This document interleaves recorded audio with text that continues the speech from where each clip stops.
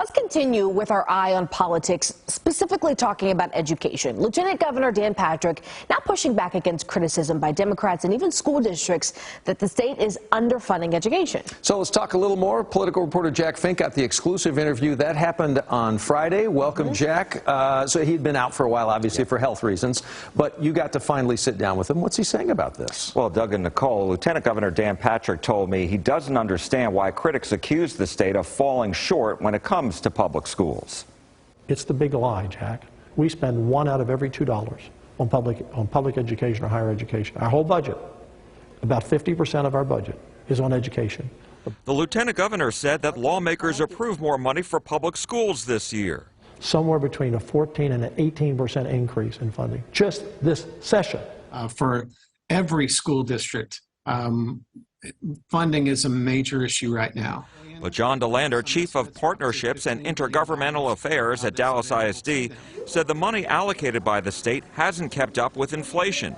Despite attempts, state lawmakers have not approved even more money for schools, and DeLander said lawmakers have the funding. They have at least $5 billion, and some estimates are up to $15 billion that's available to them. He said Dallas ISD recently passed a $186 million deficit budget so that it could provide teachers and staff a 3% raise.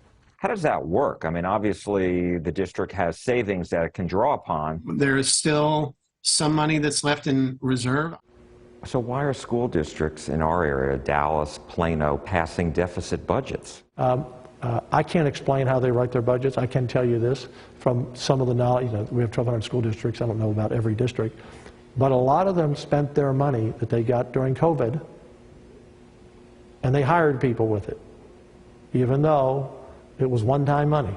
DeLander said the district did spend one-time money for COVID, but that much of their deficit budget was caused by more than that. So the question becomes, obviously, what's the status of the money?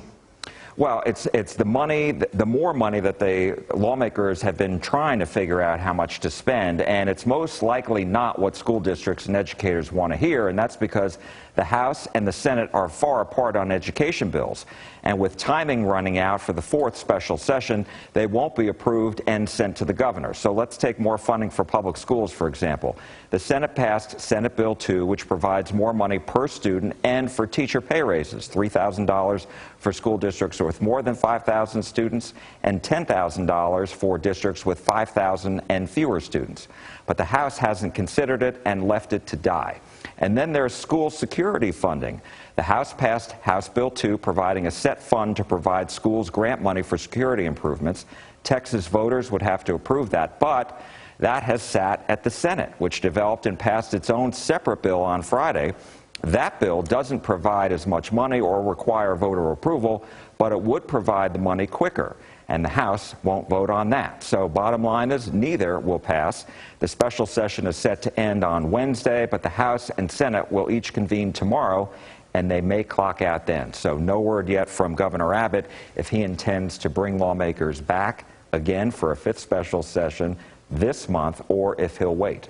Who knows? It'll be interesting to see what happens because we've had so much back and forth with this. You said, such a nuanced view on what to do, so we're kind of at a standstill now. Yeah, and the interesting thing is the lieutenant governor said on Friday that he's been at the Senate for 17 years, and he says he has never, or the Senate or the House have never been in session in December. Keep in mind, they came in January. Yeah, and I'm standing here thinking, okay, we're edging up against the holidays. I mean, I know nothing, but I would think that'd be a bit of a shock if we edge into the holiday, obviously. But January, it seems like January is going to be the make or break.